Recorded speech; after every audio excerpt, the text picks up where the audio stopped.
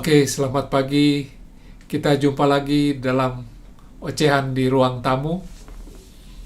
Dan pagi ini kita akan bicara satu topik yang mungkin kita sering dengar ya. Penjinak lidah, menjadi penjinak lidah.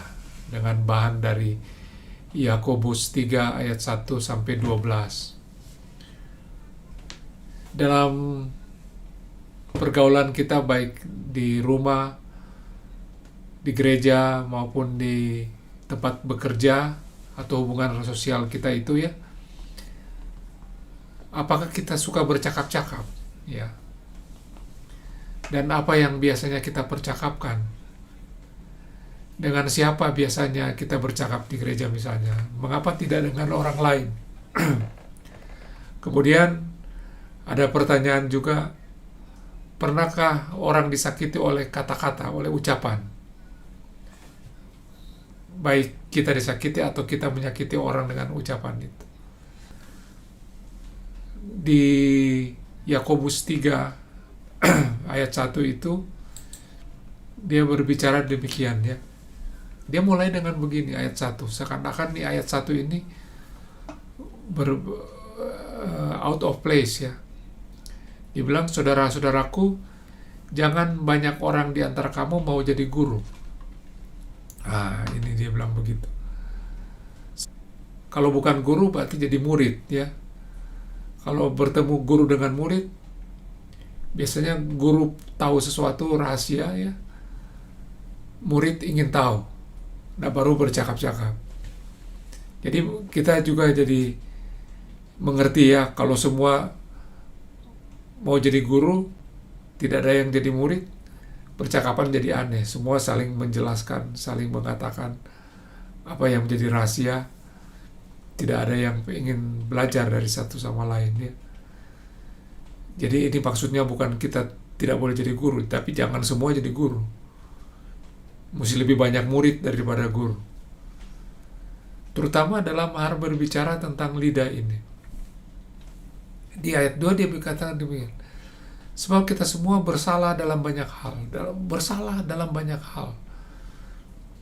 Tapi dia mengatakan, barang siapa tidak bersalah dalam perkataannya, ialah orang sempurna. Yang dapat juga mengendalikan seluruh tubuhnya. Jadi orang yang sempurna di sini dikatakan orang yang bisa mengendalikan tubuh kita. Dan kita yang bisa mengendalikan itu melakukannya dengan ucapan. Jadi kita belajar ucapan itu sangat berkuasa mengendalikan tindakan kita.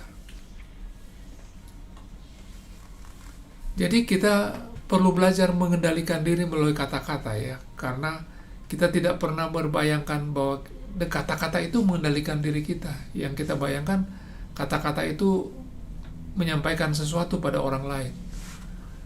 Tapi dikatakan lidah itu seperti kemudi ya. Dia lihat saja kapal walaupun besar itu dia digerakkan oleh angin keras, namun dapat dikendalikan oleh kemudi yang amat kecil, bentuknya seperti setir begitu. Yang dikendalikan menurut kehendak jurumudi. Kalau jurumudi ingin ke kiri, dia belokkan ke kiri, si kecil ini. Tapi untuk nyetir mobil saja yang tidak sebesar kapal, kita harus belajar. Tidak semua langsung bisa. Apalagi kalau kita harus berbicara pada kemudi ini. Nanti banyak kendaraan itu akan semakin canggih, bukan? Kita tinggal bicara, belok kiri, belok kanan, pergi ke sana, pergi ke sini. Mobil itu nyetir sendiri. Kita lihat di bawah, jadi ada lidah yang berkata-kata ya, berkehendak, meminta. Kemudian akibatnya ada tindakan, ada perubahan yang terjadi pada diri sendiri terutama. Jadi kita, poin pertama itu harus belajar. Belajar menggunakan kata-kata untuk mengendalikan diri kita. Nah, kemudian itu tadi pelajaran pertama ya. Pelajaran yang kedua dari bacaan ini kita bisa dapat dari mulai ayat 7. Dikatakan demikian. Semua jenis binatang liar, burung-burung, serta binatang-binatang menjalar dan binatang-binatang laut dapat dijinakan, ya, dan sudah dijinakan orang. Tetapi tidak seorang pun yang bisa menjinakkan lidah. Dengan lidah kita memuji Tuhan Bapa kita, dan dengan lidah juga kita mengutuk manusia yang diciptakan menurut rupa Allah. Dan dari mulut satu ini keluar berkat dan kutuk. Nah, ini tidak bisa diterima, ya. Jadi lidah kita itu mengucap berkat dan kutuk. Dan jadi dia itu seperti binatang liar, ya, tapi bedanya binatang liar itu bisa dijinakkan. Jadi ibaratnya itu dikatakan bahwa sebetulnya ucapan itu datang dari sumbernya. Sumber itu dikatakan gini, hati kita itu, ya, karena dia menyampaikan isi hati kita. Jadi ucapan itu seperti yang hidup, lidah itu, tapi sebetulnya dia itu menyampaikan secara jujur apa yang jadi hati kita. Jadi hati kita yang menentukan dia akan bisa mengendalikan dengan baik atau tidak. Dan hati kita apa? Ada dua hal, ya. Kita itu siapa, lawan bicara kita siapa, dan relasi kita itu seperti apa. Karena hewan bisa dijinakkan melalui latihan, ya, reward punishment, pendidikan, sebagainya. Tapi ucapan itu walaupun kita sudah terdidik, beribadah dengan luar biasa, tapi ternyata kata-kata bisa menjadi berkat, kata-kata yang keluar dalam mulut kita jadi kutuk.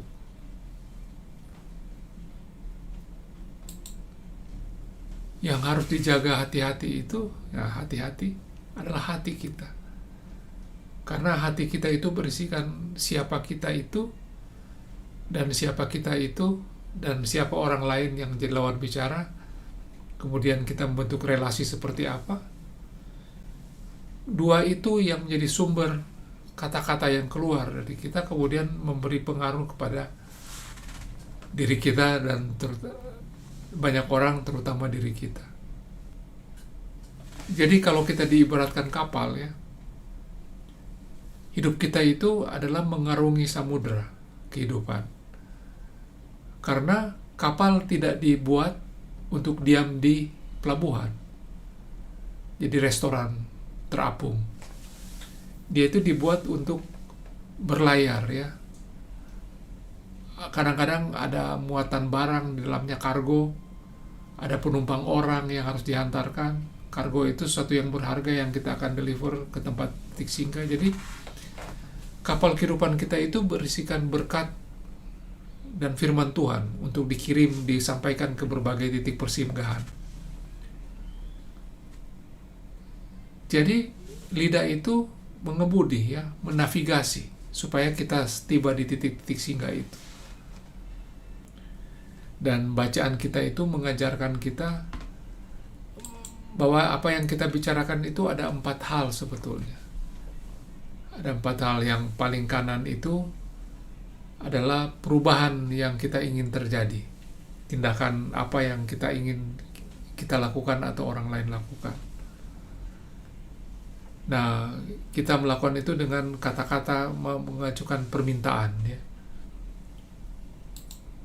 Ada permintaan. Dan permintaan itu melakukan perubahan. Tapi kata-kata permintaan itu datang dari hasrat hati kita, ya. Hati kita itu akan mengatakan hal bergantung 2 hal.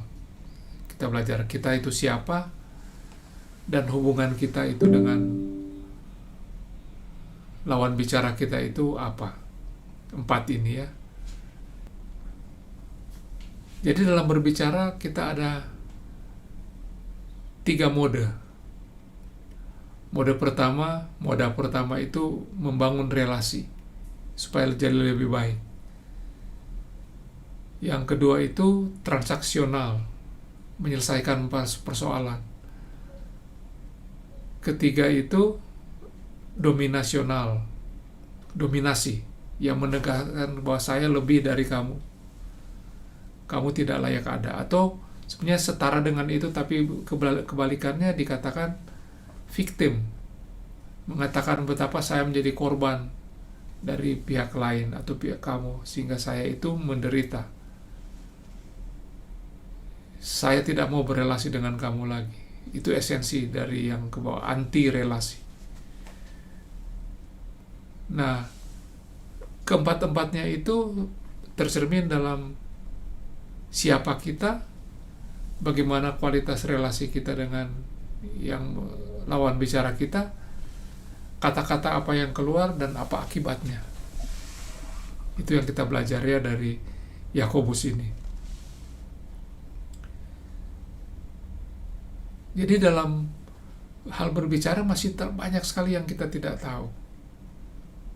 Waktu Tuhan mengatakan begini, tenanglah, ya dia bicara menghardik gelombang topan. Kemudian topan itu, danau itu, laut itu menjadi tenang. Tuhan Yesus bisa bicara seperti itu. Kita karena tidak tahu caranya dan kita tidak mau belajar, ya tidak bisa. Tuhan bilang bisa memindahkan gunung.